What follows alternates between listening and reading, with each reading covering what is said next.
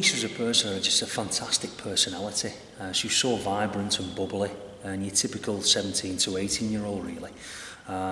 Worked really hard at college with aspirations to come to university one day.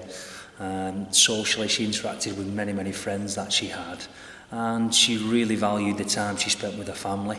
You know, obviously her mum and her dad and her two sisters and the new arrival of her brother was something that she was so proud of. She spent so much time with her grandparents as well, you know, her nana and nono, in Italian terms with the Bartolini. She loved that quality time with family and friends. For me as a parent, you'd be so proud because she had an infectious personality. She had that lasting impression. And I think some of the students who had the privilege of getting to know her said she was like mother hen. You know, she'd always go out of her way to make sure everybody else was all right. She studied marketing and media. She felt as though her personality was one of her main strengths. She was a people's person, and she wanted to use those strengths and obviously come on to Liverpool and study in more great depth and hopefully one day work in the marketing field. And we expected her to be home the first week, but that didn't happen. And it didn't happen for numerous weeks because she made so many friends. And again, that infectious personality brought her to different avenues and different social settings, and obviously the workplace and the education. She didn't really want to return home. That was a surprise to ourselves. So that speaks a lot about the university and the people that were here, and the impressions that the lecturers made upon her for her to stay. So again, everything was positive, really was. Unfortunately, 5 weeks only into her time here at Liverpool Hope, she was venturing out on a night out for Halloween, and she was fine, and she went to bed and got up the next day and just feeling a little bit dehydrated and a few headaches, a little bit of nausea, and just decided that she'd go back to bed after a shower. Her friends had a little bit of concern because obviously she was a little bit dehydrated from the night before, and they just kept checking on her, rehydrating her. And then from a time between 3:15 and 5:15, people checked on her in the afternoon, and they didn't seem to be able to rouse her.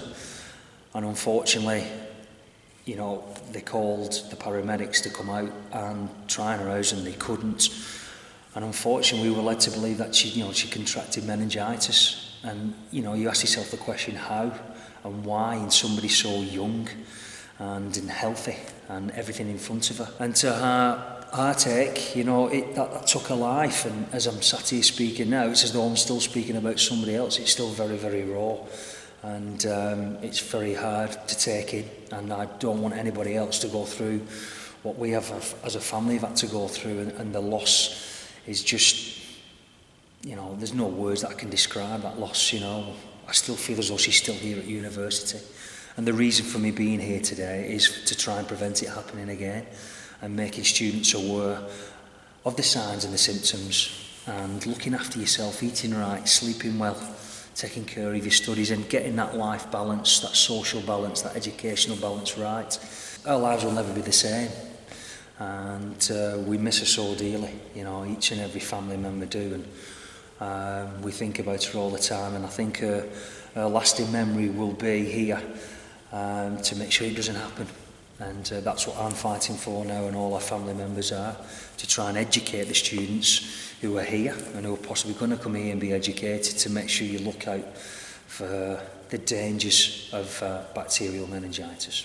Each and every 14 to 24-year-old, I think 1 in 10 or a quarter of students, they carry, you know, that bacteria. And if your immune systems are low and you've not got the right vaccinations, it can hit, and it can hit hard within an hour, and it can take your life. And they're really harsh words to speak about, and it's so harsh for us now to get through the loss of our daughter. And all I would ask is for the students, if they do get the opportunity before coming to uni, get vaccinated, get yourself checked out. And when you're here, please look after yourself and look after those who are close to you.